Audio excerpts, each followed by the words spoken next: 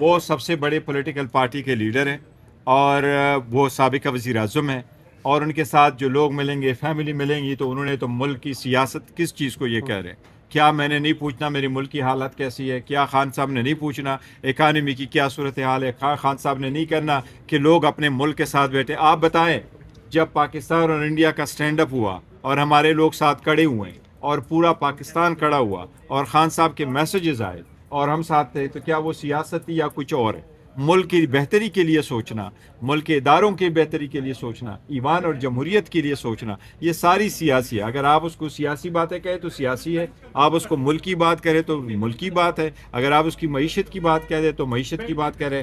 لیکن میں یہ کہہ رہا ہوں کہ جب ایک طرف سے رسپانسبل اسٹیٹمنٹ آ جاتا ہے تو پھر دوسری طرف سے آ جاتا ہے۔